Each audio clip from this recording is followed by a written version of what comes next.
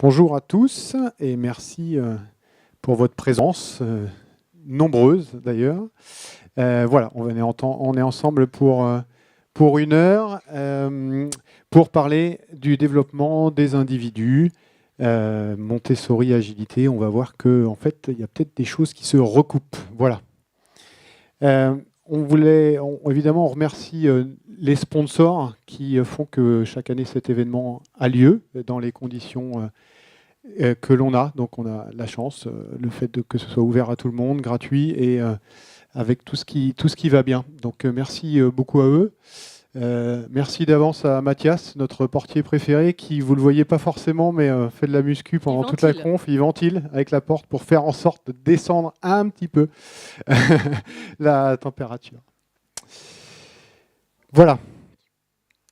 Donc, on peut baisser un tout petit peu. Oui, ça doit être possible de baisser un tout petit peu. Où on va demander un...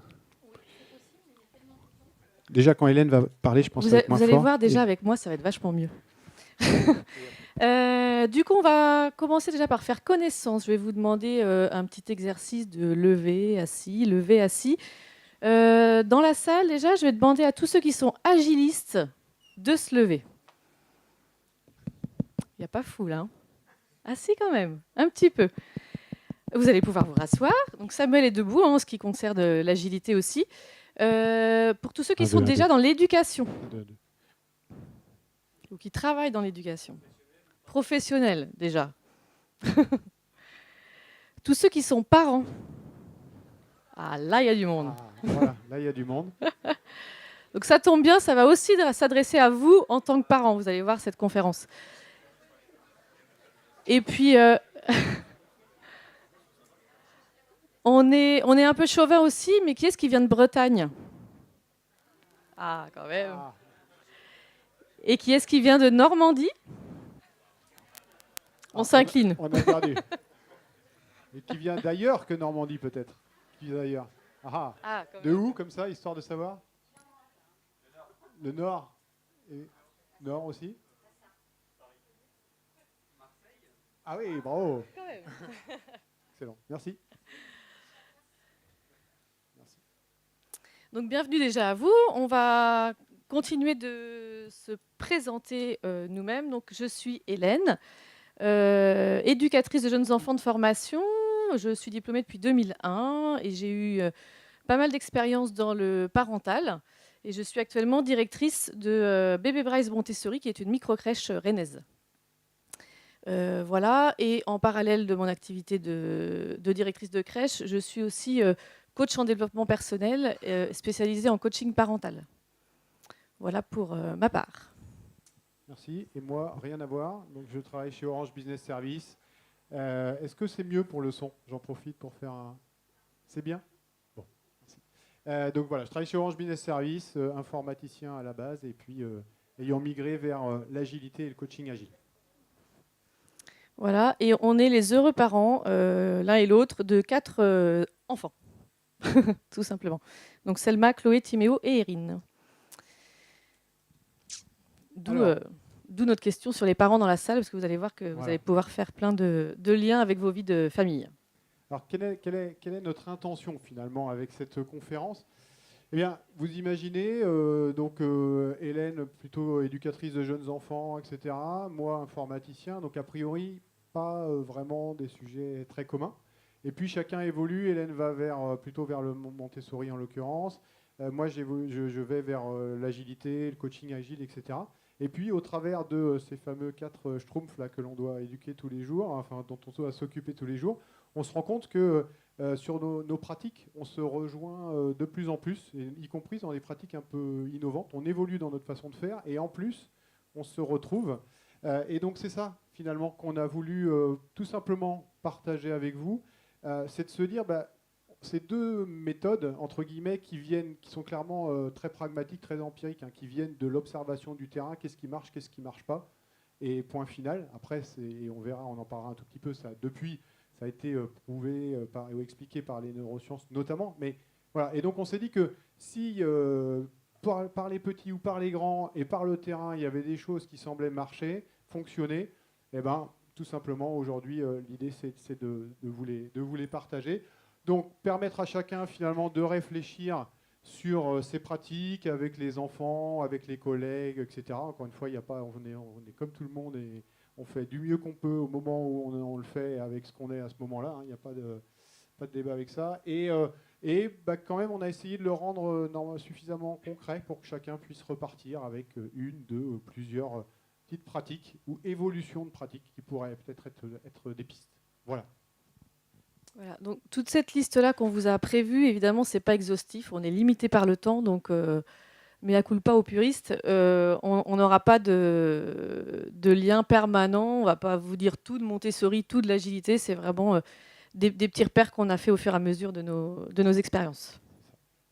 Alors pour démarrer, on va faire un petit jeu et j'ai besoin de 2 volontaires au départ qui viennent ici. Il n'y a pas de piège, il n'y a pas de texte, il n'y a pas de... Donc voilà, il faudrait deux personnes qui viennent ici, ouais, et puis une deuxième.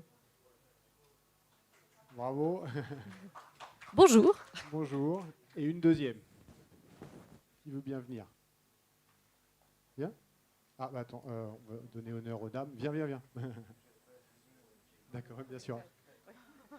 Alors, je vais vous expliquer. Merci d'abord de jouer le jeu. Je vous explique ce qui va se passer. Puis après, vous allez tous le refaire. Donc, profitez-en pour observer. Donc, le principe, c'est que toi, tu vas tendre le bras comme ça, d'accord? Et donc, je t'explique, puis après, on le fera. Mais tu vas tendre le bras comme ça. Et puis, d'abord, je vais te demander de crier fort pour que même dans le fond, ils entendent oui, oui, oui. Et pendant ce temps-là, la personne d'à côté... Sans mauvaise...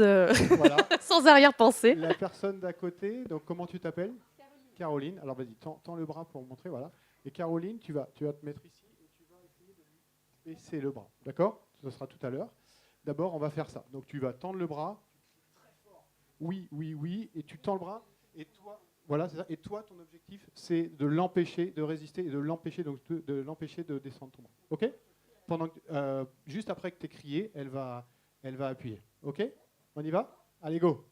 Oui, oui, oui. Vas-y. OK. Maintenant, on va refaire le même exercice, mais là, tu vas crier non, non, non, et si possible, encore plus fort. OK? Ouais. Et toi, pareil, de toutes tes forces. Non, non, non. Voilà. Donc, on a commencé. Donc, vous allez vous mettre par deux. Vous refaites l'exercice. Quand vous appuyez vraiment. Merci. Bravo et merci à vous. Voilà. Donc les oui, oui, oui, il faut que ce soit des vrais oui, oui, oui. Et les non, non, non, ça doit être des vrais non, non, non. Je veux entendre. Nous on écoute.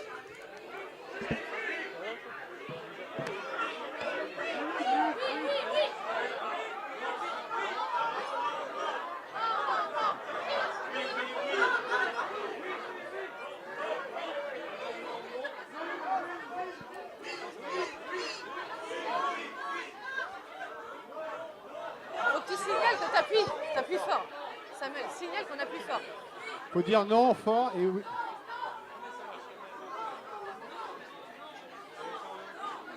Alors, quand c'est bon, vous vous rasseyez.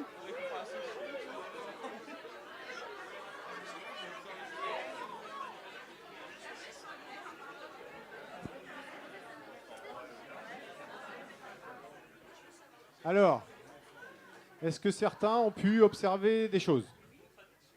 La contradiction, quelle contradiction? Le non, non, non baisse plus facilement que le oui, oui, oui. Ah non, non, non, non, non. Alors, donc, enfin, oui, c'est ton ressenti et c'est effectivement celui-là.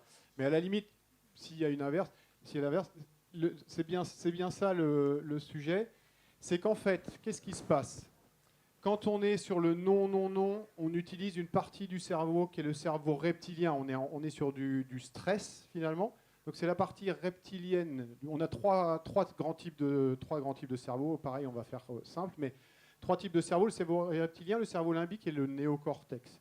Le cerveau reptilien, c'est simple, c'est la survie. Donc ses capacités, elles sont hyper primaires. C'est les 3 F, voire les 4. En anglais, donc le fight, donc j'ai peur, je suis en stress, je suis prêt à me battre. Le fly, je suis prêt à me barrer. Le freeze, je me bloque en espérant que personne ne me voit. Et le 4, c'est fornicate, donc c'est la reproduction. Voilà, donc là, c'est le cerveau reptilien. Quand on est en stress, c'est lui qui prend la main. Après, il y a le cerveau limbique, c'est toute la gestion des émotions. Donc tout ce qui fait le lien avec toutes les émotions, l'accueil des émotions, l'empathie, etc. C'est ça. Et puis, il y a le troisième grand type de cerveau qu'on appelle le néocortex. Alors néo, parce que justement, c'est la partie qui se développe depuis, pas l'année dernière, hein, mais depuis un certain temps maintenant, et qui est la partie qui permet toutes les fonctions avancées. Donc tout ce qui est capacité d'abstraction, de raisonnement, la créativité, tout ce qui est lié au développement, à l'évolution, c'est cette partie-là.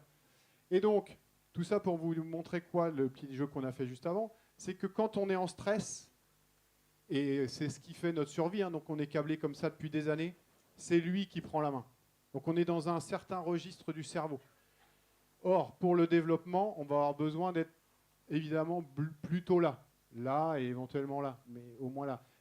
Et en fait, là, vous le voyez, hein, le schéma n'est pas le hasard. C'est-à-dire que par rapport au reste du corps, c'est lui qui est en premier, puis lui, puis lui. Et c'est comme ça, hein, par exemple, que parfois on dit, ah ouais, je sais bien, intellectuellement, je sais bien qu'il faudrait que je fasse ça, mais j'y arrive pas. C'est plus fort que moi, je n'y arrive pas, je suis stressé. Je sais qu'il n'y a pas de raison de stresser, mais je suis stressé. Et ben voilà, parce que effectivement, ça doit descendre par tout ça et qu'ils prennent. Et pour information, c'est pas du tout le même niveau, le même temps de réponse. Là, c'est quasiment du immédiat. C'est de l'ordre de moins d'une seconde. Ici, on est plutôt de l'ordre de 3-4 secondes, voire plus, dans la capacité de. Voilà. Donc, du coup, pour le développement des individus, la première chose et la chose la plus importante, c'est la sécurité affective ou la sécurité psychologique. Sans ça, c'est même pas la peine d'aller chercher autre chose. Donc on va commencer par passer un petit peu de temps pour vous en parler.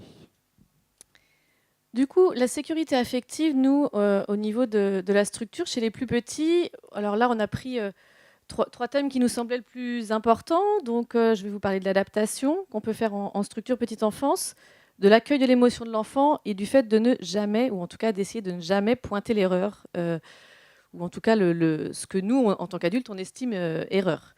Au niveau de l'adaptation du jeune enfant, dans la structure, on a travaillé l'adaptation de telle façon à vraiment créer du lien avec la famille. Notre but, c'est pas du tout de le séparer le plus vite possible, c'est de prendre le temps de connaître les habitudes de l'enfant, de mettre la famille en confiance, que ce petit être qui arrive là, qui nous est confié, nous connaisse suffisamment pour ensuite, dans un deuxième temps, se séparer plutôt sereinement de sa famille. On sait bien qu'une adaptation réussie, après, on peut, entre guillemets, tout faire avec cet enfant-là. En tout cas, on peut tout lui proposer. Il va être ouvert à tout. Si on va trop vite, si on ne laisse pas le temps à l'enfant, et ben du coup, ce sera la galère pendant des semaines, des mois, etc., le temps qu'il se détende et puis qu'on puisse faire quelque chose.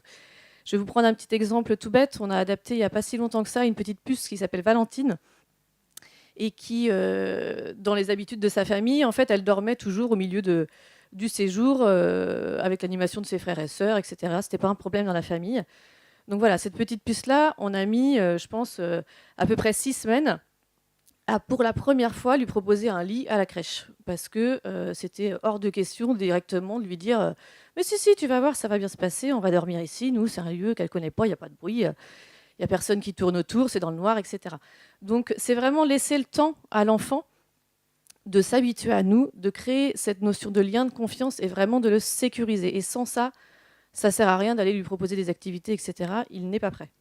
C'est très, très important. Alors chez nous, les grands, et ce sera vraiment les passerelles que l'on va essayer de faire en permanence, en agilité, par exemple, ça veut dire quoi ? C'est toute la partie, typiquement, en général, les réunions agiles, elles démarrent par un icebreaker. Et c'est ça, c'est prendre 5 minutes juste pour faire connaissance, se parler, se mettre dans des conditions un peu sympas, pour quitter éventuellement un certain registre et passer dans le registre, ok, on est bien, on a coupé le stress. C'est le rôle, par exemple, pour ceux qui connaissent un petit peu l'agilité, il y a un rôle qui est clé qui s'appelle le Scrum Master, qui est une personne dont la raison d'être, c'est de faire en sorte que tout le monde soit dans les meilleures conditions, que chaque individu soit dans les meilleures conditions au sein de l'équipe. Justement pour être sûr qu'on est bien dans le bon registre du cerveau pour qu'ils puissent avancer. Et alors sans s'être concerté, mais si certains étaient dans la conférence de Manuela ce matin sur l'enseignement et l'éducation, elle donnait l'exemple. Elle disait par exemple, le jour de la rentrée, on rentre, tout le monde s'assoit et il y a le premier élève qui commence par un A, alors c'est quoi ton nom, ton prénom, ton adresse, machin. Ça peut être un peu raide, quoi. Et donc elle disait, voilà, commencer par s'amuser un peu, laisser les enfants interagir tranquillement, prendre leur repère, etc. Voilà, donc cette partie, c'est quelle... Et quand on accueille quelqu'un dans une équipe, qu'elle soit managériale, projet ou autre, quel temps on prend pour lui laisser le temps de faire connaissance, de se sentir à l'aise, confortable avec chacun, avec le sujet et en sécurité. Donc ensuite, on a développé un deuxième item qui s'appelle l'accueil de l'émotion. Alors l'accueil de l'émotion, on a tous vécu ça, que ce soit dans nos familles, etc., où vous avez un enfant qui arrive vers vous, qui s'est cassé la figure, et puis qui arrive vers vous, qui vous montre l'ampleur des dégâts, et vous avez à peine, vous avez beau regarder de près, vous voyez franchement pas grand-chose. Voilà, on a tous fait la version classique, non mais c'est pas grave, relève-toi, on frotte un peu, ça va passer, tac, tac, tac. Et puis, cette notion, nous, dans la structure qu'on aime bien développer, c'est voilà, quelle que soit la micro-coupure que vous ne voyez pas, ça n'empêche que cette micro-coupure-là, elle est hyper importante pour cet enfant-là. Du coup, c'est vraiment voilà, accueillir cette émotion-là en disant « Ah bah oui, dis donc, je vois que tu t'es fait mal, qu'est-ce que je peux faire? Est-ce que tu as besoin qu'on passe de l'eau, etc. etc. » Au départ, ça paraît peut-être, en tout cas, comment dire, un peu... pas infantilisant, mais en tout cas, on a l'impression d'être un peu gnangnan quand on fait ce truc-là. Mais malgré tout, on se rend compte que ça sécurise beaucoup l'enfant, parce que ce qu'il a besoin, c'est juste qu'on prenne en compte son émotion, peu importe ce qui se passe derrière. Et le fait de prendre en compte cette émotion le sécurise énormément et ça l'apaise beaucoup plus longtemps que si on le minimise et puis que voilà, la colère ou la tristesse liée à une émotion va passer beaucoup plus rapidement si on est dans l'écoute que si on minimise le truc en disant oui, c'est pas grave, on en a vu d'autres, t'es quand même pas, il n'y a pas mort d'homme, quoi. Et chez les plus grands, hein, c'est comment on accueille quelqu'un qui arrive énervé nous voir en disant ouais, j'ai encore Jean-René, ça fait ce genre de réunion, je lui ai expliqué pendant un quart d'heure que c'était pas possible ce qu'il me demandait, et en même temps il n'en a pas tenu compte, et c'est encore moi qui vais me retrouver à devoir faire à la fin sous pression. Et là, il y a plusieurs cas, mais le classique qu'on peut tous faire et qu'on fait tous, c'est tu le connais, il est comme ça, bon, de toute façon la dernière fois tu as réussi, donc ça va aller. Et voilà, et sauf que la personne, quand on lui a dit ça, elle continue à être un peu...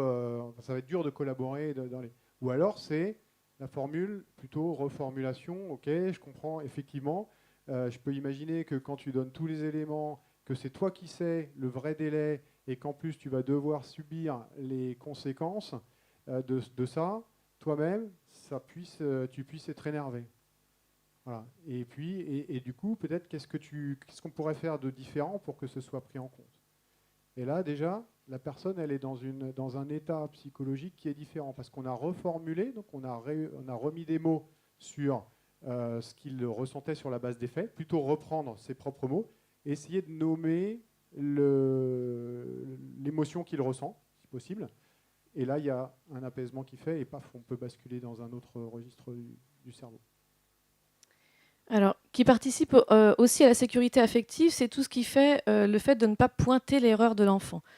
C'est quelque chose qui n'est pas évident à faire en tant qu'adulte, hein, parce que franchement, c'est un vrai travail sur soi. Mais en tout cas, on est très vigilant dans la structure, là où je travaille, à faire en sorte que si tant est qu'il y ait erreur qui est nécessaire de corriger, entre guillemets, pour le bien-être du groupe, je vais vous donner un petit exemple, on ne va jamais le faire devant l'enfant. On a par exemple tous les matins un enfant qui prépare des petites lingettes humides pour l'ensemble du groupe qui se servent à se débarbouiller après le repas. Ces lingettes-là doivent être facilement prenables après par ceux qui en ont besoin après le repas. Sauf que je ne vous cache pas qu'au départ, quand ils commencent à mouiller les lingettes et puis à les mettre sur le truc, ça fait un tas de lingettes humides. Pas du tout facile à prendre. Donc du coup, peu importe, l'enfant, il en est là pour le moment. Donc lui, déjà, il a mouillé les lingettes, il les a à peu près essorées et puis elles sont en tas. On prend ce tas-là et puis nous, on va aller ailleurs pour rerouler les serviettes pour que dans tous les cas, elles servent pour l'utilisation commune.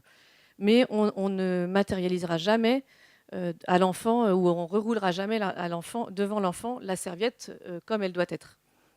Et c'est à force de répétition. Et justement, le fait de ne pas pointer l'erreur va permettre la répétition. De toute façon, il ne va pas se faire rouspéter, c'est plutôt plaisant. Et puis, à chaque fois, il va progresser, etc. Jusqu'à ce qu'un jour, miracle, il arrive en plus de mouiller et d'essorer, de mettre ses petites serviettes de façon satisfaisante pour que ce soit pris par les copains. Et donc, c'est pour ça qu'aujourd'hui, chez les grands, chez les adultes, on va à la chasse à la recherche de coupables. Ok, pourquoi qui a fait ça, pourquoi c'est arrivé.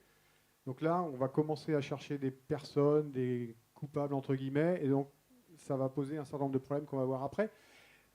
Plutôt que rechercher qui a fait, bon, déjà, au contraire, les noms, c'est pas le sujet.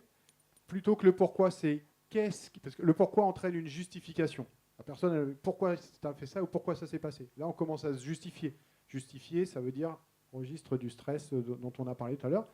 Alors que si on dit qu'est-ce qui a fait que, là, on s'adresse au néocortex. Raisonnement. Ok, qu'est-ce qui a fait que. Effectivement, c'est une bonne question. Et là, on arrive à l'analyse. Donc déjà, changer ces petites choses-là. Et puis surtout, les tourner. Une autre clé, c'est les tourner vers le futur. Ok. Et du coup, qu'est-ce qu'on aurait dû faire? Ah, voilà, déjà, hop, on se tourne plutôt vers la suite, vers le futur. Qu'est-ce qu'on aurait dû faire? Quelle solution tu proposes? Qu'est-ce qu'on refera différemment la prochaine fois? Donc ça, c'est extrêmement important.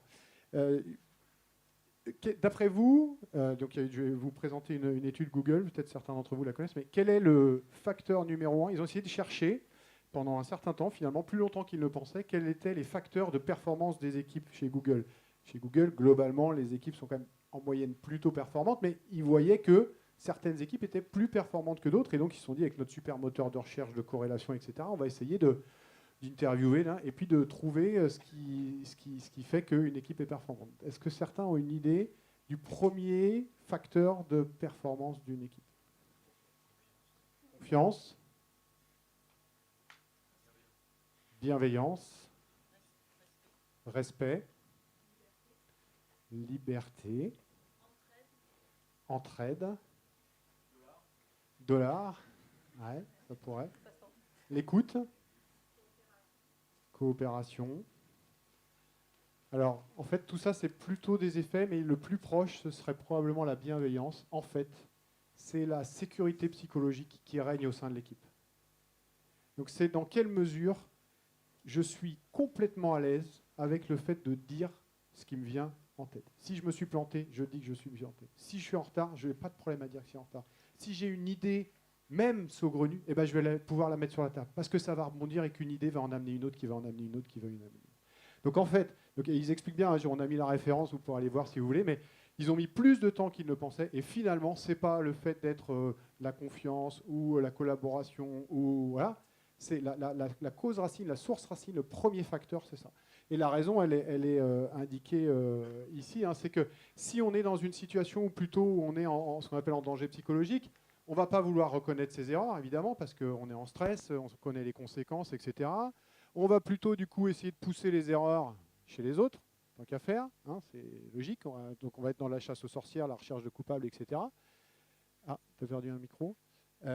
Ensuite, du coup, il y aura moins d'échanges puisqu'on ne va pas oser trop dire ce qu'on pense vraiment. Quand on est en retard, on ne va pas vouloir le dire. Quand on pense que ça ne marche pas, on ne va pas trop non plus le dire parce que sinon, c'est celui qui dit qu'il ne va pas savoir faire qu'on va commencer à pointer.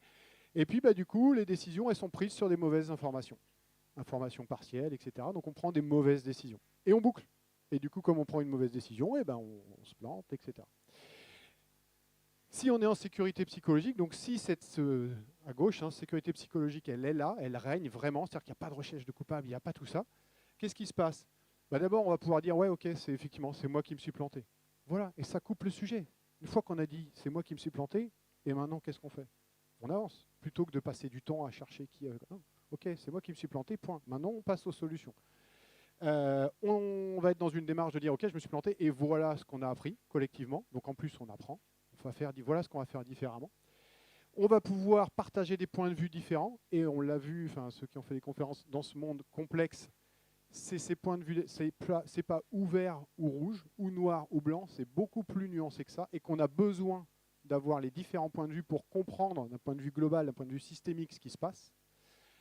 Et enfin, on va du coup pouvoir prendre les bonnes décisions, parce qu'on aura bien fait le tour du sujet. On va pouvoir innover, parce qu'on va certains vont avoir des idées un peu en rupture, qui vont oser exprimer, qui par rebond vont amener à une idée.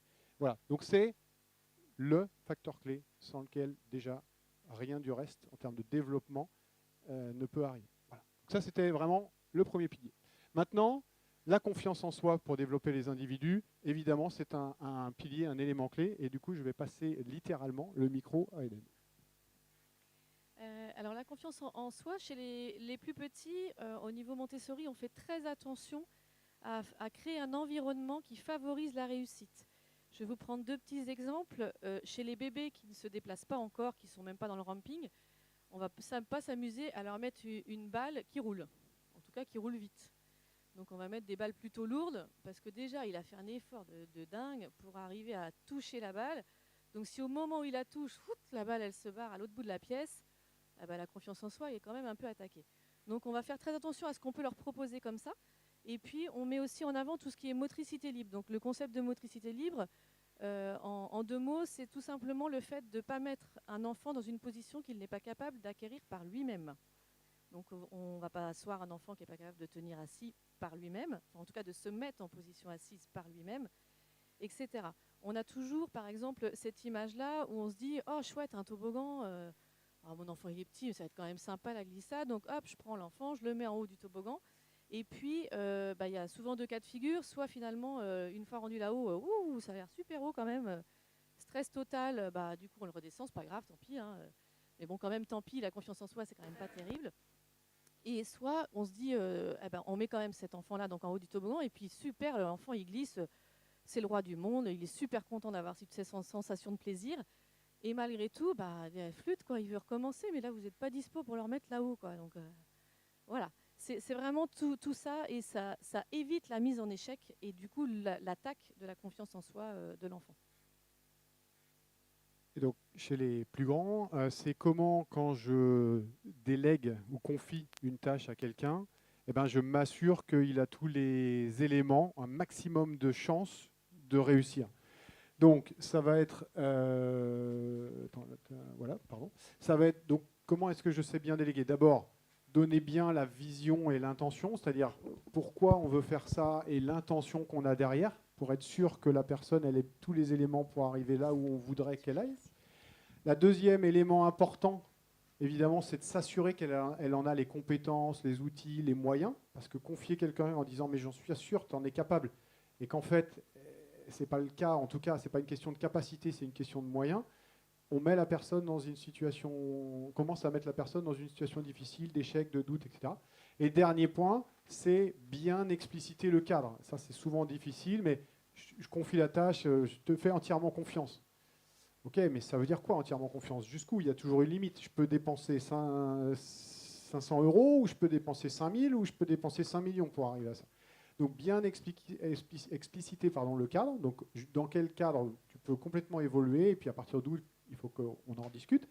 Et puis, ce qu'on appelle en agilité, la definition of done, c'est-à-dire qu'est-ce qui ferait que, effectivement, cette tâche-là, elle serait réalisée et bien réalisée. Parce que la personne, sinon, elle va le faire tel qu'elle l'imagine. Mais au final, c'était peut-être pas ça que vous aviez en tête. Et donc, à la fin, on va pointer, ouais, mais regarde ça, ça fait pas ça, ça fait pas ça. Mais tu me l'avais pas dit. Effectivement. Et là, clac. Okay. Donc, c'est comment on travaille la délégation avec la vision, donc le sens, les compétences et le cadre. J'ai récupéré. Du coup, je vais décrire sans féliciter. Donc là, vous allez voir tous mes talents de dessinatrice haut de gamme. Donc vous imaginez, j'ai quand même passé vachement de temps à faire ça, ce qui est vrai. Donc on a un enfant qui passe un temps fou à vous faire un super dessin. Et puis, hop. Voilà. Je complète. Hop. Voilà. Et puis, votre enfant... Merci quand même. Ça fait plaisir. C'est la première fois que je suis applaudie pour on peut le signer et voir le une œuvre.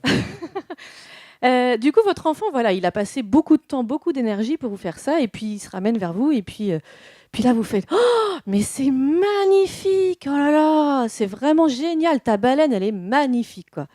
Puis là, il y a votre enfant qui vous dit «Ma baleine? Bah non, j'ai dessiné papa, quoi. Tu vois bien, là Donc voilà, pouf, terminé, quoi. Donc, juste ce qu'on essaye d'être vigilant justement pour ne pas attaquer la confiance en soi de la femme, ni celle de papa d'ailleurs, parce que je suis désolée, c'est vraiment d'écrire, rester factuel. Donc, ça va être «Oh, bah, je vois que tu as utilisé du bleu et du rouge, que, on va dire, la majorité de la page est remplie, etc. etc. On reste factuel, et puis comme ça, l'enfant, il en fait ce qu'il veut, parce que si ça se trouve, en plus, il vous a apporté ce dessin-là qui est très très moche pour lui, et vous, à chaque fois, vous allez jamais... J'ai rarement vu des parents dire, en tout cas, oh là là, qu'est-ce qu'il est moche son dessin, quoi. Donc, et ben, peut-être que lui, il pense qu'il est moche, donc on n'en sait rien. Donc, pour être au même niveau, au moins, si on décrit la confiance en soi de l'enfant, de toute façon, voilà, on reste factuel. Et donc, le challenge que ça pose pour nous plus grands, c'est savoir faire du feedback. Et c'est pas facile de savoir bien faire du feedback. Le classique, c'est super boulot, super job, c'est top, franchement. Ok, mais ça, c'est pas un feedback de développement. C'est pas quelque chose qui va bien permettre le développement des individus. Il y a un côté, je juge, c'est bien, c'est pas bien. Et c'est pas ça qui nous intéresse, c'est pas ça qui va permettre de développer. Donc on va plutôt essayer de donner des faits précis. Et si on veut donner un... Alors déjà, première chose, c'est que si vous voulez juste dire c'est bien, point. On a trop tendance à dire merci beaucoup, c'était top. Tiens, et au fait, et là, bon, c'est cassé. Manuela, ce matin, elle disait il faut 7 points positifs pour contrebalancer un point négatif. Voilà, donc si on en donne un, super, c'est bien, et puis derrière, bing, on voit avec quoi la personne repart. Donc si vous avez envie de dire à la personne que si votre message principal c'est c'était bien, voilà, point. Si votre intention c'est de faire un feedback de développement, c'est-à-dire de permettre à la personne éventuellement de faire mieux la prochaine fois et de progresser. D'abord, normalement, on est censé lui demander est-ce qu'éventuellement ça t'intéresse que je te fasse un feedback, et elle acquitte. Et ensuite, on va décrire les faits, s'appuyer sur des faits et éventuellement lui suggérer une amélioration. Par exemple, écoute, merci beaucoup. Dans le dernier dossier que tu m'as donné, j'ai trouvé toutes les informations dont j'avais besoin. Les informations étaient classées par item. Moi, ça m'a parfaitement été. Éventuellement, pour une prochaine fois, si ça ne te pose pas de problème, peut-être si tu peux mettre un jeu de couleurs en plus, ce sera encore mieux. Voilà. Et là, il y a un vrai feedback de développement. C'est-à-dire qu'elle sait ce qu'elle a bien fait, ce qui va lui permettre de continuer à le faire. Et elle a une piste. Et normalement, l'idée, c'est jamais plus d'une piste d'amélioration. Ou en tout cas, elle en choisira un, mais une par une, déjà, ce sera bien. Donc voilà, savoir faire du feedback, et c'est pas si facile. Ça rejoint ce qu'on disait. Pas de tous les c'est bien, c'est top, c'était clair. Tout ça, c'est du jugement, c'est de l'évaluation. Et ça, on ne veut pas. Donc on repart des faits, et après, on donne éventuellement une amélioration. Donc, pour continuer de développer la confiance en soi de l'enfant, on va faire en sorte de ressortir juste ce qu'il sait faire. Donc, je vais vous prendre un exemple. À la crèche, quand les enfants mangent ensemble sur le groupe des grands, voilà, le pichet il est vide. Il y a un enfant qui se propose, il va remplir le pichet, il le retransporte jusqu'à la table, et puis il verse le verre de, enfin voilà, il remplit son verre d'eau, et puis là, débordement. Donc, alors c'est plus facile à dire comme ça qu'à faire sur le terrain, mais en tout cas, le verre d'eau déborde, c'est pas grave. On a dit tout à l'heure qu'on pointait pas l'erreur. Donc par contre, super, cet enfant-là, il a déjà vu que le pichet était vide, il a pris spontanément le fait d'aller chercher de l'eau pour ses copains, il a déjà réussi à ramener le pichet sans en mettre à côté jusqu'à la table, il a réussi à viser dans le verre, bon, tellement bien que ça a débordé, mais en tout cas, voilà déjà tout ce qu'il sait faire. Et peu importe le résultat, on voit déjà toutes les étapes par lesquelles il est passé, et puis peut-être que la prochaine fois, voilà, il aura appris de son erreur que si il verse trop vite ou trop d'un coup ou trop longtemps, ça déborde. Etc., etc. Et c'est vraiment ça qui va faire en sorte de développer la confiance en soi de l'enfant. Donc, en agité, par exemple, toutes les rétrospectives, on démarre par qu'est-ce qui était bien, qu'est-ce qui a bien marché ce mois-ci. Donc c'est exactement dans cet esprit-là. On commence par se dire qu'est-ce qui était bien, qu'est-ce qui a bien marché, etc. Dans les réunions, dans les entretiens individuels, commencer par, OK, ce semestre-là, qu'est-ce que tu as réussi, qu'est-ce que tu as bien fait, c'était quoi où est-ce que tu t'es senti bien, etc. Et éventuellement, s'il y a un challenge en cours en disant ouais, là-dessus, c'était plus galère, bah, le ramener, le reconnecter à tiens, et dans tout ce que tu as bien réussi, quelles ont été les compétences, quelles sont les aptitudes qui ont fait que tu as bien réussi, et comment tu pourrais les réutiliser pour adresser ce cas qui te pose problème. Qu'est-ce que tu as réussi finalement le mois dernier ou le semestre dernier qui pourrait être utile pour ce cas qui est plus difficile, dont on a besoin de parler.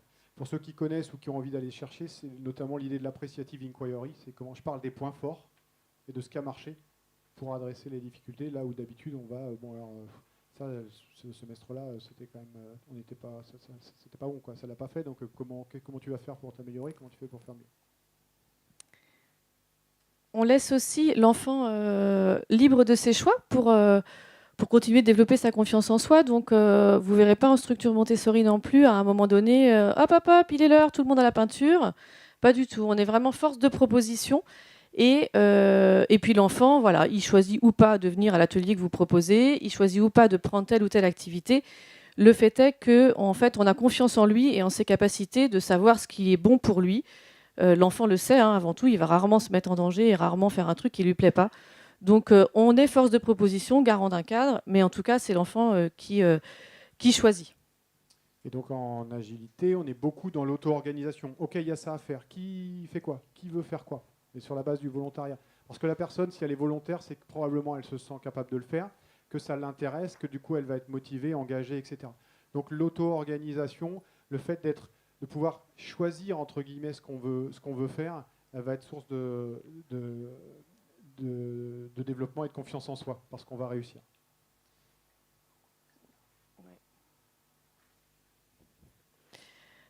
Donc deuxième pilier, il y en a 3 et puis il y en aura un quatrième. Deuxième pilier, encourager troisième pilier, encourager la coopération. On en a un. Évidemment, la coopération, l'homme étant un animal social, c'est une source, cette partie collective et coopération, c'est une source très importante de développement parce que on va pouvoir s'enrichir de la diversité des autres. Donc pour ça, il faut déjà, c'est ce qu'on disait un peu tout à l'heure, travailler dans un cadre. Donc, parfois on entend Montessori, oh bah là, Montessori, on les laisse tout faire. Pas du tout, il y a un cadre bien précis. Un petit exemple qui illustre ça, ils ont accès à des tapis qui peuvent dérouler, etc. Et au moment où le tapis est déroulé, ça signale aux autres que cet espace-là devient privé et qu'il faut respecter l'espace de travail de cet enfant-là. Donc, faut pas se leurrer, hein, ils sont pas parfaits, les petits-enfants qu'on a. Ils vont forcément passer sur le tapis du copain, etc. Mais nous, on est garant de ce cadre-là. OK. Tu as mis ce tapis-là pour toi, pour ton travail. Donc, ça veut dire que les copains qui vont passer autour, eh ben, ils vont faire l'effort de contourner ce cadre-là. Et puis, voilà, on essaye de poser un cadre bienveillant qui répond aussi aux besoins de l'enfant. On ne va pas demander à un tout petit de rester assis toute la journée. Ça ne va pas le faire. En tout cas, il va tout le temps pousser le cadre. Mais voilà, un cadre juste par rapport aux personnes qu'on a en face de nous, au public qu'on a en face de nous. Et du coup, c'est vraiment ça qui va faciliter la vie collective, j'allais dire sereine, d'un groupe où globalement, en tout cas, les stagiaires qui passent chez nous, parce que nous, des fois, être complètement dedans, on ne voit plus, mais les stagiaires qui passent chez nous disent toujours « Oh là là, qu'est-ce que c'est calme chez vous ».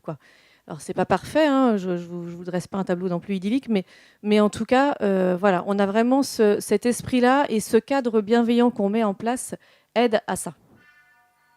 Et de la même façon, en agilité, pour ceux qui ont participé à des réunions agiles, mais globalement dans toutes les bonnes pratiques de groupe, d'animation de groupe ou d'équipe, c'est de se donner des règles de fonctionnement. OK, on est ensemble pour 1 heure, pour une journée ou pour un projet de X mois. Quel est le cadre? Quelles sont les règles qu'on a envie de se donner pour que ça fonctionne bien?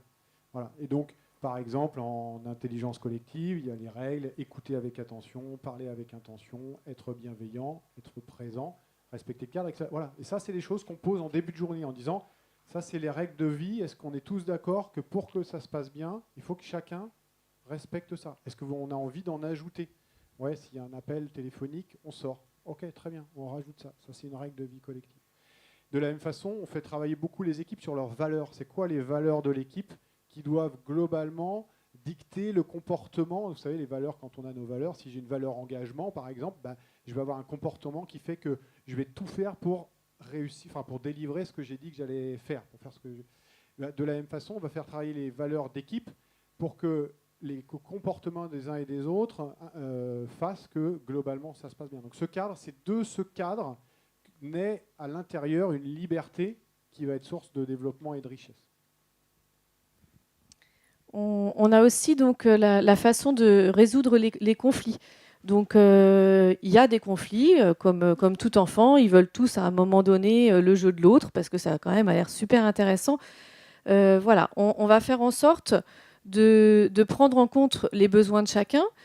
Si jamais il y en a deux qui arrivent, par exemple, sur le même jeu en même temps, là je pense à une situation il n'y a pas longtemps, on a eu une seule draisienne dans le jardin. Ils sont arrivés au même moment, il y en a un qui a pris la selle, l'autre qui a pris le guidon, et puis chacun tirait de son côté, et ils nous regardaient, l'air de dire vous nous aidez sur ce coup-là.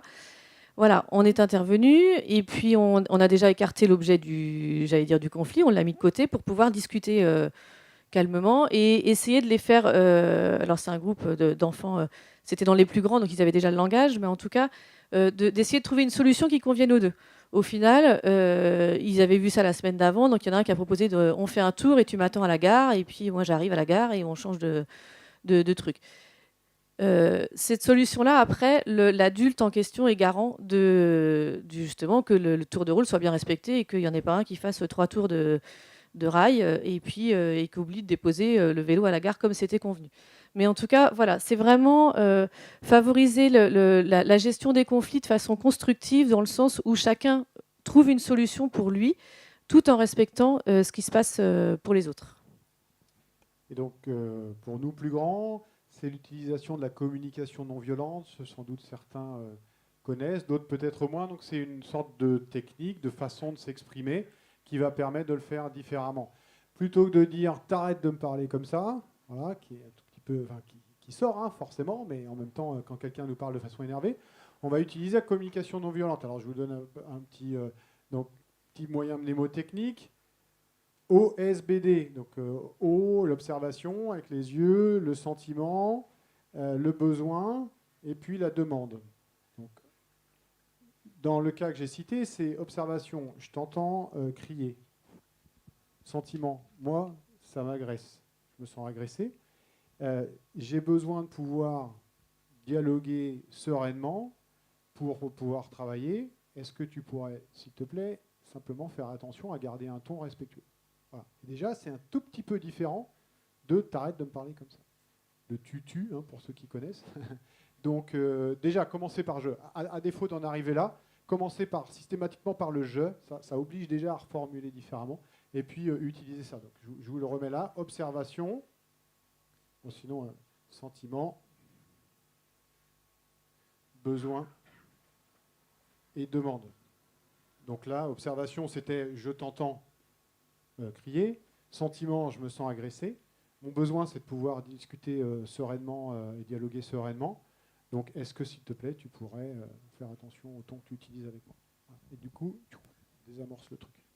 Je vous invite vraiment sur cet outil-là à vous amuser avec vos familles et vos enfants. Quand on a commencé à le mettre en place, nous, au niveau de notre famille, on se voyait venir à 3 km. Alors, je vois que tes chaussettes traînent dans l'escalier. Alors, ça nous faisait beaucoup rire quand c'était l'autre qui s'y collait, parce que quand même... Mais c'est très long. Au départ, ça vous paraît très long, mais malgré tout, c'est un nouveau langage, donc on doit en passer par là. Et puis après, au bout d'un moment, ça devient automatique. Et même les enfants peuvent le réutiliser entre eux, entre frères et sœurs. Et puis des fois, bon, les ados, c'est un peu plus compliqué, parce que des fois, ils nous voient arriver avec nos gros sabots, et puis ils disent ouais, c'est bon, je vais ranger ma chaussette. Mais bon, des chaussettes, parce que le résultat est là. Et puis des fois, voilà, on est humain, les chaussettes traînent toujours. Et malgré tout, on donne des clés aussi à nos enfants ou à nos collègues, mais notamment à nos enfants. Enfin, il y a un bouquin de Faber et Maslitch que nous on aime beaucoup, qui s'appelle Écouter pour que les enfants parlent, parler pour que les enfants écoutent. Et dedans, elle explique que bon, tout ça, pour nous, c'est un peu comme apprendre une deuxième langue. On n'a pas forcément été tellement éduqués comme ça, en tout cas pas nous. Et donc, on le pratique, mais on a un accent, quoi. C'est-à-dire qu'on le fait plus ou moins bien. Des fois, oui, des fois, non. Voilà. Mais en même temps, si nous, on le fait, ça devient plus une langue native pour nos enfants. C'est-à-dire qu'eux, c'est comme si on apprenait à parler anglais et qu'on commençait à leur parler anglais dès maintenant à la maison. Et du coup, ils apprennent ça. Et c'est des outils pour eux derrière qu'ils peuvent utiliser. Enfin, amusez-vous, ça vaut le coup. Mais c'est vrai avec petits et grands, ça. Alors, encourager la coopération aussi, c'est aussi prendre part à la vie collective. Donc, en structure, au niveau Montessori, on parle beaucoup de vie pratique. On met toujours en place à la fois des petits plateaux, des petits ateliers qu'ils peuvent faire pour comment dire, quand on parle de vie pratique, c'est tout ce que vous pouvez faire dans votre maison, vie quotidienne, nettoyer la table, éplucher une banane, des choses comme ça. Et puis on leur fait part aussi, on leur fait prendre part aussi à tout finalement ce qui fait vivre une crèche. Donc de temps en temps, bah, voilà, il faut débarrasser les lits parce que faut faire de la place pour le parcours moteur, ou alors il faut aller emmener les draps à la machine à laver, vider le lave-vaisselle, etc. Tout ça participe à la vie du groupe et à un espèce de sentiment d'appartenance à ce groupe-là, qui est malgré tout très important. Si on n'est pas conscient qu'on fait partie d'un ensemble, eh ben, après tout, peu importe, moi si je me comporte comme ci ou comme ça, de toute façon, il n'y a pas d'impact. Si tout ce qu'on fait a un impact sur la vie du groupe, qu'il soit positif ou non, et du coup de créer un sentiment d'appartenance, ben, on va peut-être réfléchir à deux fois, tiens, à ce qu'on va faire pour la prochaine fois. Est-ce que finalement, tiens, ce comportement-là va enquiquiner mon voisin ou pas? Donc c'est vraiment ce sentiment d'appartenance qui favorise derrière la coopération et l'entraide entre enfants. Chez les plus grands, ce sentiment d'appartenance, un outil qui marche très très bien, c'est la co-construction. C'est le fait de réfléchir ensemble à un sujet. Quand bien même, à la limite, on arriverait au même résultat, ce qui d'ailleurs est rarement le cas parce qu'on a bénéficié de l'intelligence collective, mais quand bien même on arriverait au même résultat, il y a un sentiment d'attachement et d'appartenance qui est beaucoup plus fort. Et ça, c'est extrêmement puissant. Et de la même façon, prendre des temps en équipe, en agilité, on prend des temps, la rétrospective, mais aussi des temps fun, etc. Ce besoin, ce temps collectif ensemble, sont très importants. Une petite fable, la fable de Charles Péguy, peut-être certains la connaissent. Pour illustrer ça, c'est Charles Péguy qui se promène au moment de la construction de la cathédrale de Chartres. Et puis il arrive sur un chemin sur lequel il y a le chantier, quoi. Et puis il tombe sur un premier qui tape sur des cailloux pour casser les cailloux, et qui fait une tête, mais pas possible, quoi. Et donc il le salue, il dit bonjour, qu'est-ce que vous faites? Et le gars lui dit, je casse des cailloux, c'est la misère, mais bon, il faut bien manger. Ok, bonne journée. Continue, et puis un peu plus loin, il tombe sur un autre monsieur qui casse des cailloux aussi, qui tape sur ses cailloux, mais ma foi, qui a l'air d'aller pas trop mal, voire bien. Et puis, donc, de la même façon, il le salue, puis il lui dit, tiens, qu'est-ce que vous faites? Et le gars lui dit, je casse des cailloux, mais bon, c'est en plein air, et puis ça permet de nourrir ma famille, mes enfants, ma femme, etc. Donc, ma foi, il doit y avoir pire, c'est pas si mal. Ok. Et puis il continue, et il tombe sur une troisième personne qui la tape sur les cailloux avec une énergie, la banane, qui a l'air extraordinaire. Et donc il lui dit, mais qu'est-ce que vous faites? Et le gars lui dit, moi, je construis une cathédrale. Voilà. Et donc ils sont juste en train de faire la même chose, mais le sentiment d'appartenance n'a juste rien à voir. Voilà. Voilà, donc c'était les trois piliers. Donc si on se résume avant de débriefer ensemble, les fondations, on l'a vu, c'est la sécurité affective. Donc il faut déjà tout faire pour tous les âges, petits, moyens, grands, etc. Il faut absolument le faire un maximum pour sécuriser ça. On vous a donné quelques pistes, et même avec ces quelques pistes, c'est pas facile, mais c'est vraiment le point. Et une fois qu'on a qu'il y a ça, quand il y a ça, où on peut utiliser quelques autres. La première qu'on vous a expliqué, qu'on vous a présenté, c'est favoriser la confiance en soi. Donc essayer de trouver les pistes pour faire en sorte que l'individu développe sa confiance en soi, qui va l'aider après à se développer. Son autonomie, ne pas rendre dépendant. Encourager la coopération. Donc ça, on a vu que c'était vraiment une source de développement important. Et puis le dernier, qui est travailler l'exemplarité. On n'en a pas parlé, mais c'est extrêmement important. En fait, on fonctionne tous, petits et grands, par mimétisme.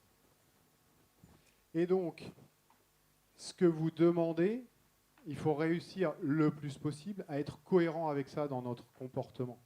Que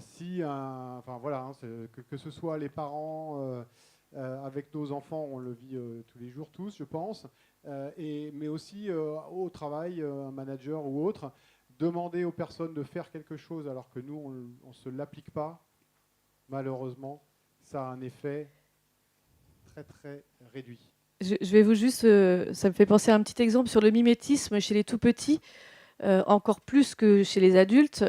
C'est vraiment le visuel qui prime. Vous avez beau dire tous les discours que vous voulez, lui, il regarde ce que vous faites. On fait très attention quand on fait des présentations de plateau à faire des gestes lents. Alors c'est pareil, c'est pas simple, mais en tout cas, voilà. Une des premières présentations que j'ai faites, j'ai pas fait gaffe, j'avais mon petit doigt en l'air. J'ai coupé une banane, le petit doigt en l'air. C'est très chic, hein, mais du coup, voilà, je peux vous assurer que l'éducatrice qui me suivait à ce moment-là m'a fait remarquer que les 3 enfants qui ont fait après le coupé de la banane, eh ben, ils avaient tous le petit doigt en l'air. Tout ça pour dire qu'il faut vraiment faire attention à ce qu'on peut proposer et être cohérent dans ce qu'on fait. Alors après, il n'y a pas de drame à couper la banane, le petit doigt en l'air. Mais en tout cas, voilà, faut être cohérent avec ce qu'on propose. Et puis vous avez beau dire, en fait, c'est vraiment faire ce que je dis, pas ce que je fais. C'est cet esprit-là derrière. Et l'exemplarité, elle n'est pas toujours évidente, mais en tout cas, il faut y tendre pour qu'on puisse faire passer les messages qu'on veut. Et en vous faisant la synthèse, je me rends compte qu'il y a un slide qui est passé trop vite. Enfin, je pense en cliquant. C'était développer l'autonomie. On va prendre 2-3 minutes quand même pour le. Bon, il me semblait qu'il en manquait un. Pour vous le présenter en 3-4 minutes. Alors, donc, je vais vous faire une synthèse rapide. Donc, chez les plus petits, on va laisser le temps à l'enfant. On va prendre le temps, quel que soit le temps dont il a besoin. Je pense à l'habillage, par exemple. On a des fois l'impression de perdre son temps, de lui laisser le temps de faire les choses. Mais au final, si un enfant essaye, il va peut-être s'habiller finalement 2 ans plus vite que celui à qui on aura toujours mis le manteau, mis la fermeture, etc.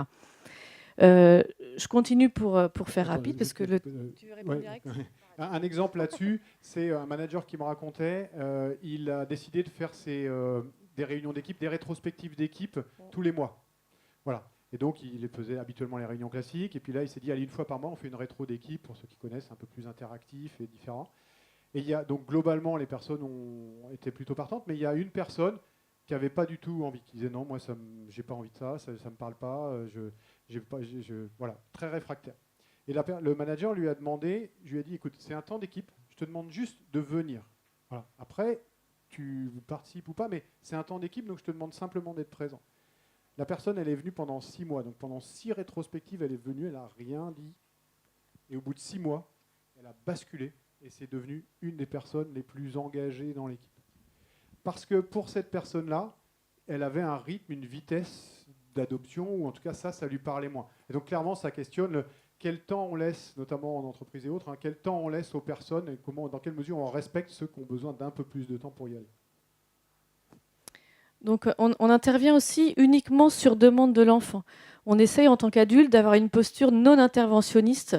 On se rend compte qu'en tant qu'adulte, on intervient finalement beaucoup plus tôt, alors que l'enfant, il n'en a pas spécialement besoin. Donc ça, c'est pareil, c'est pas forcément évident en tant qu'adulte, parce que vous voyez le temps qui passe, vous, et puis quand même, ce serait quand même sympa qu'il fasse quelque chose. Mais en tout cas, voilà, j'ai un petit exemple, il n'y a pas longtemps, une petite fille qui voulait accrocher son manteau au porte-manteau. Alors, elle était pas très grande. Du coup, elle galérait à faire son truc. J'aurais pas, je pense, été dans cette dynamique-là. Ça fait longtemps que j'aurais pris le manteau et puis j'aurais accroché le manteau. J'ai laissé faire jusqu'à la limite de la frustration où là, elle commençait à me regarder en disant tu viens m'aider. Et puis voilà, le fait d'être à côté d'elle, finalement, elle a fait le dernier petit effort de levage de talons là. Et le manteau a été accroché. Satisfaction complète de cet enfant-là. C'est vraiment, on n'a pas besoin d'intervenir plus vite que la musique. Voilà, l'enfant, souvent, il ne nous demande pas. J'ai un autre petit exemple aussi, je fais rapide. Je ne sais pas s'il y en a qui ont vu le film Le Maître et l'enfant. Je vous invite à le voir. C'est dans une classe Montessori où on voit un petit garçon qui essaye désespérément de couper une pomme. Et ça franchement, dans le film, ça dure super longtemps, ce truc-là. On est dans notre fauteuil de cinéma, on n'a qu'une envie, c'est d'aller couper la pomme pour lui, parce que franchement, il n'y arrive pas. Et voilà, c'est vraiment ce truc-là. Et alors que l'enfant, lui, il n'est pas du tout en demande de votre aide, ça ne le gêne pas d'y passer 10 minutes, un quart d'heure, 20 minutes à couper cette fameuse pomme. Quand on fait ça, on entame finalement son autonomie. Et pareil, pour nous grands, on a confié quelque chose à quelqu'un qui dit ouais, ça fait 2 fois que je relance cette personne-là et elle ne me répond pas. Donc facilement, on peut dire ok, bouge pas, je l'appelle. Non, il n'a rien demandé. Il vient dire que voilà, c'est plutôt comment je vais l'aider. Ok, qu'est-ce que tu pourrais faire pour que différemment, peut-être, pour que la personne réponde ou quoi. Mais voilà, on peut avoir tendance à ça, sauf qu'à partir du moment où on a introduit ça, on coupe l'autonomie, enfin on dégrade l'autonomie parce que le coup d'après, quand elle a un problème, elle va revenir voir et donc il y a une forme de dépendance qui s'installe. Alors que ce qu'on veut pour qu'elle grandisse, c'est qu'elle commence à réfléchir, ok, la personne ne me répond pas, ben, il faut peut-être le questionner, pourquoi, qu'est-ce qui fait que, voilà, j'ai failli dire pourquoi, qu'est-ce qui fait que cette personne ne répond pas d'après toi, et qu'est-ce que tu pourrais faire différemment pour que cette personne réponde, est-ce que tu pourrais trouver l'information ailleurs, voilà, et à partir du moment où on l'a aidé à ça, le coup d'après, il ne va pas avoir besoin de venir. L'autonomie, nous, on le met aussi vraiment en place par rapport à ce qu'on peut proposer à l'enfant dans l'environnement. Pour faire simple, tout est à hauteur d'enfant, enfin en tout cas tout ce que l'enfant a le droit d'avoir accès est à sa hauteur et c'est classé du plus simple au plus complexe.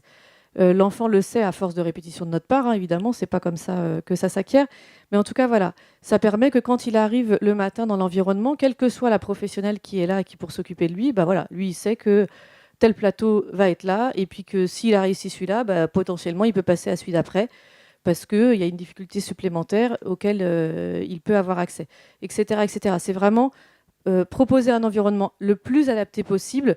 Voilà, pour ça, on utilise beaucoup l'observation, mais en tout cas, c'est vraiment l'environnement accessible à l'enfant.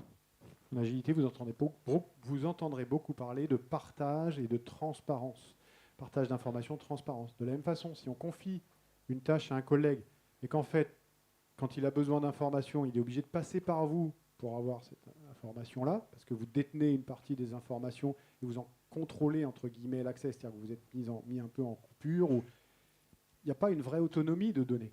Donc, si vous lui confiez cette tâche-là, il faut aussi essayer de réfléchir à, OK, s'il a besoin d'informations, il vient me voir pour avoir une information, plutôt que de lui donner l'information, je vais essayer de le connecter. Et parfois, ça peut gratter, ça peut être de dire, bah, du coup, tu vas aller à ma place dans cette réunion-là ou à tel endroit, parce que désormais, c'est toi qui es le... Donc, c'est comment je deviens le plus transparent, le plus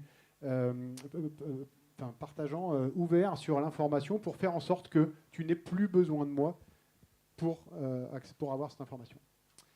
Voilà, donc Maria Montessori disait aide-moi à faire cela. Ah oui. Voilà. Donc, petit jeu de débrief. Je vais remettre le pilier. Voilà. Ce qu'on vous propose maintenant pour terminer cette séance, c'est de prendre, alors d'abord 1 minute pour écrire. Vous avez dû avoir 2 post-it. Il y en a un qui est pour la porte. Et le deuxième, c'est maintenant qu'on va l'utiliser. Parmi tout ce qu'on a dit, vous allez écrire une idée concrète, hein, quelque chose de concret avec lequel vous avez envie de repartir. C'est votre cadeau de départ. Donc une idée concrète avec laquelle vous repartez, que vous avez envie un peu de changer, où vous dites tiens ça, ouais, pour moi ça a de la valeur, ça me parle et j'ai envie d'essayer ou de changer ça. Donc pour l'instant vous l'écrivez sur un post-it. On va se donner 1 minute. Chacun écrit sur un post-it. Vous avez pas de... Ouais, s'il y en a qui n'ont pas de post-it, vous dites. Qui n'a pas de post-it? Là. Donc l'idée avec laquelle vous repartez, c'est celle dont vous allez éventuellement parler en sortant ou ce soir en rentrant, ou celle qui vous a le plus interpellé aujourd'hui.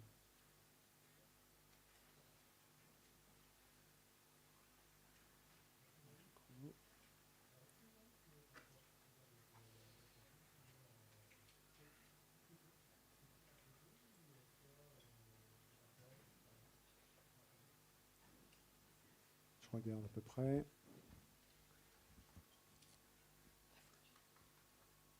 C'est à peu près bon pour tout le monde. Donc maintenant que vous l'avez, vous allez le donner à quelqu'un qui va lui-même le donner à quelqu'un, etc. Il faut que le papier il se perde loin de vous. Okay, donc c'est un cadeau que vous faites à quelqu'un.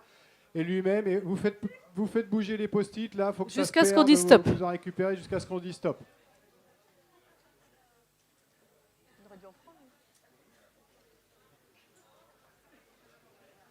Voilà, très bien.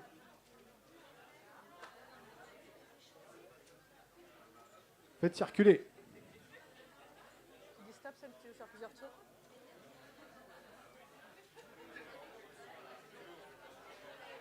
Ok. C'est bon? Alors, votre attention, s'il vous plaît. Alors, stop. C'était un tour de chauffe, stop. C'est maintenant que ça va être vraiment le bazar, et c'est bien, ça fait du bien aussi. Voilà la façon dont ça va se passer. Oui. Voilà la façon dont ça va se passer. Vous attendez que j'ai fini pour démarrer, parce qu'après, vous allez discuter avec un voisin, un premier voisin. Vous avez deux idées. Vous discutez des deux, et c'est comme si vous deviez voter sur Google ou autre. Vous avez le droit à 7 étoiles, on va dire. Comment vous les répartissez entre les deux? Est-ce que vous mettez 7-0 entre les deux idées, finalement, celle qui a le plus valeur? Est-ce que vous mettez plutôt 7-0, 4-3, 5-2, etc. OK? Vous mettez des points. Donc si vous mettez 5-2, vous mettez 2 points sur le post-it sur l'idée qui vous semble avoir le plus de valeur et 2 points sur l'autre. OK? Donc on fait ça une première fois. Vous avez 1 minute pour discuter. 1 minute pour discuter avec votre voisin entre les deux idées que vous avez dans les mains.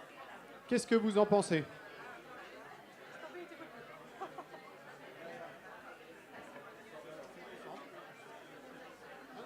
Entre les deux, là, comment vous répartissez? Vous avez 7.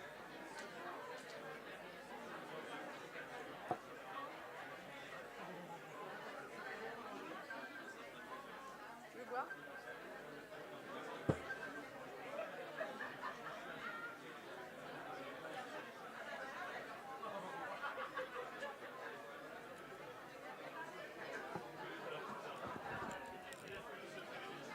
Vous n'avez pas de post-it? Il y en a. Ah mince!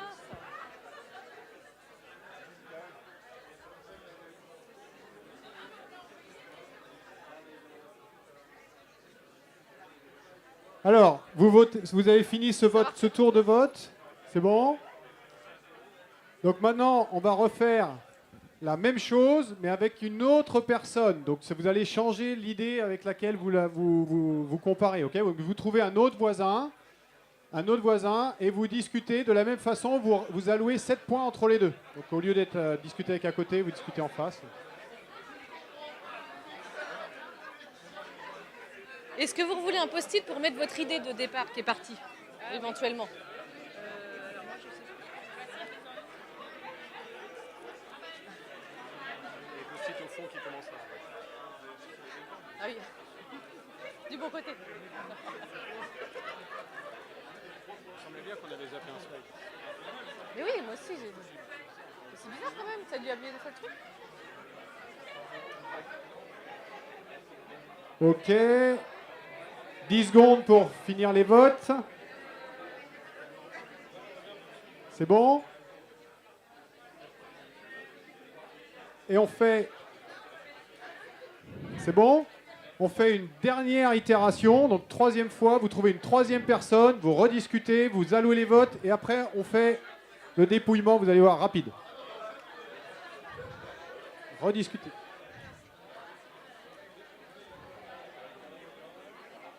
C'est con parce qu'il y en a qui n'ont pas mis de... Ah, je dis pas que c'est une bonne... Non, mais c'est juste pour ceux qui ont envie de faire le truc, c'est frustrant. C'est ça. J'ai trop chaud. Eh Mathias, tu veux pas ventiler là?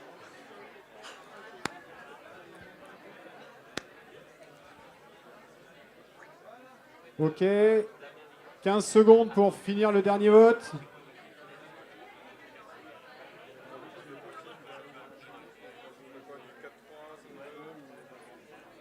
C'est bon? Alors, clôture. Y a-t-il un ou des post-it avec plus de 15 votes?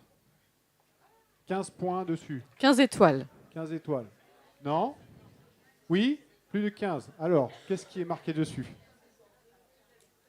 Mettre en application l'observation, le... OSBD. OSBD, d'accord. Mettre en application OSBD. Ok, donc c'est la grande idée qui ressort du groupe. Merci. Et y a-t-il des post-it avec plus de 12 points? C'est à 15. Oui. Deux votes sur sécurité affective. 2 fois 7, c'est ça? 14. Donc sécurité affective ici. Ok, est-ce qu'il y en a d'autres à plus de 12? 14 aussi, c'est favoriser la confiance en soi. Si. Qui d'autre dans les 14? Ah, OSBD, ok. saines et sereines pour les collaborateurs. Conditions saines et sereines pour les collaborateurs. OSBD qui revient. OK. Ah pardon, et là. Sécurité psychologique. Sécurité psychologique.